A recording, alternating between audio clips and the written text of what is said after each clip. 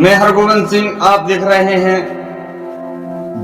Bundelkhand news 24 express. तो आइए रुक करते हैं। बुद्ध महासभा के मैत्री सम्मेलन में भारत के संविधान निर्माता बाबा साहब डॉक्टर भीमराव अंबेडकर के प्रपौत्र राजरत्न अंबेडकर का मैत्री सम्मेलन में हुआ आगमन। हरदोई 26 जून 2021 को शाहजहांपुर रोड पर स्थित चरोली के एक गेस्ट हाउस में बुद्ध महासभा हरदोई द्वारा मैत्री सम्मेलन का आयोजन किया गया। आयोजन में भारत के संविधान निर्माता बाबा साहब डॉक्टर भीमराव अंबेडकर के प्रपौत्र राजरत्न अंबेडकर का आगमन हुआ है। राजरत्न अंबेडकर के साथ बौद्ध भिक्षु सुमित रतन का बौद्ध महासभा के सदस्य और कार्यकर्ताओं ने जोरदार स्वागत किया है। स्वागत के क्रम में अंबेडकर नगर में बी.आर. सुमन सुनील सिंह द्वारा राजरत्न अंबेडकर का स्वागत किया गया। तत्पश्चात राजरत्न अंबेडकर एवं बौद्ध भिक्षु सुमित रतन ने सभा को संबोधित किया।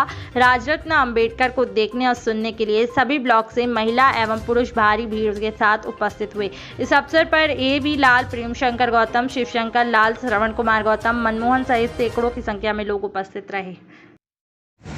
आज जो आपका कहाँ से आगमन हो रहा है और किस पर्पज़ से आप यूपी में आए हैं?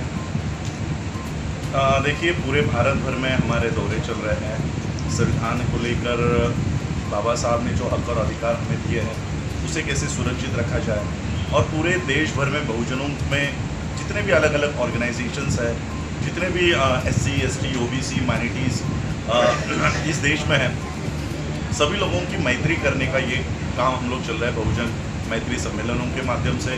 SC, ST, OBC, माइनॉरिटीज़ सभी लोगों को एक मंच पर आकर अपनी हक और अधिकार जो बाबा साहब संविधान के माध्यम से दिए हैं उसको बचाने के लिए हम सभी लोगों को एक कर रहे हैं। या जो चुनाव होने वाला यूपी में है, इस पर्पज़ से आपका आना हो रहा है यहाँ? जी नहीं, मैं हमेशा एक बात कहता हूँ कि चुनाव आप लोगों के स्टेट के लिए होंगे, उत्तर प्रदेश में होंगे, कोई पंजाब में होगा, लेकिन जो धम्म की मूवमेंट हम लोग लेकर चल रहे हैं ये विश्वव्यापी है, ये पूरे विश्व में है, और इसलिए पॉलिटिकल जो लोग अपनी लड़ाई लड़ रहे हैं वो अपनी पॉलिटिकल एक्टिविटीज़ करें, अपनी पॉलिटिकल पार्टीज चलाएं, तो उनके कामों में हम इंटरफेयर नहीं कर रहे। हमारा काम सत्ता परिवर्तन का नहीं है। बंदे जी जैसे कहते हैं कि हमारा काम व्यवस्था परिवर्तन का है, तो हम लोग व्यवस्था परिवर्तन में लगे हुए हैं। सत्ता परिवर्तन की लड़ाई जो लड़ रहे हैं उनको हमारी मंगल कामनाएं हैं।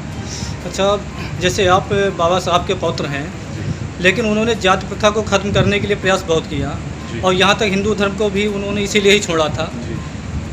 तो जिन लोगों ने बौद्ध धर्म अपनाया वो लोग अभी तक हिंदू धर्म को ही मानते हैं, या पॉलिटिकल वो लोग हैं जो लोग बौद्ध धर्म को मानते हैं? नहीं, देखिए, आप लोग शेड्यूल कास्ट को, सारे शेड्यूल कास्ट को बहुत समझने की गलती कर लेते हो।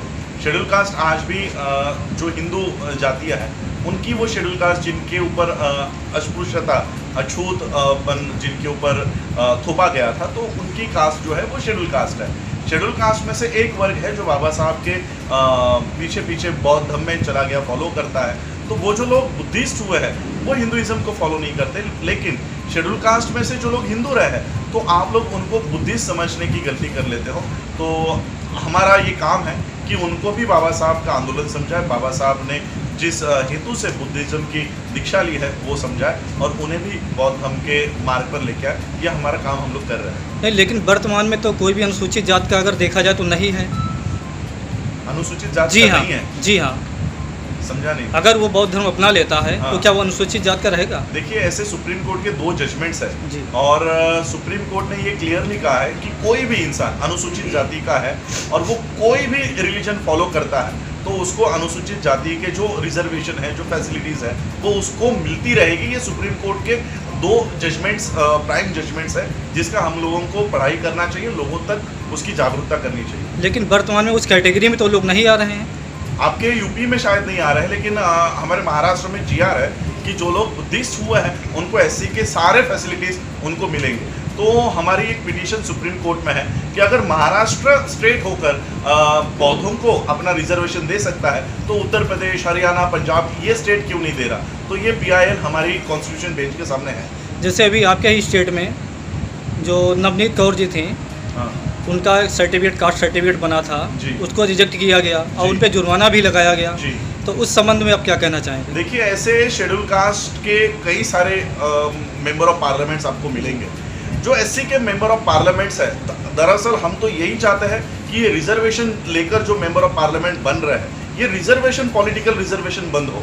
और बाबा साहब अम्बेडकर जी ने जो सेपरेट इलेक्टोरेट हमको दिया था, हमको पॉलिटिकली वो चाहिए, हमको पॉलिटिकली रिजर्वेशन नहीं चाहिए। ये रिजर्वेशन बाबा साहब की देन नहीं है, ये गांधी की देन है। बाबा साहब अम्बेडकर जी ने जो दिया था उसको कहते हैं सेपरेट इलेक्टोरेट, यानी जिस तरह से टीचर्स और ग्रेजुएट्स कॉन्स्टिट्यूंसी होती है जिसमें केवल ग्रेजुएट ही वोट करता है, तो उस तरह से शेड्यूल कास्ट के कॉन्स्टिट्यूंसी में शेड्यूल कास्ट का अगर कैंडिडेट है तो उसको वोट भी शेड्यूल कास्ट का ही आदमी करे। इस तरह का सेपरेट इलेक्टोरेट हम चाहते हैं। ये शेड्यूल कास्ट के जो मेंबर ऑफ पार्लियामेंट्स है, ये हमारे शेड्यूल कास्ट के पार्लियामेंट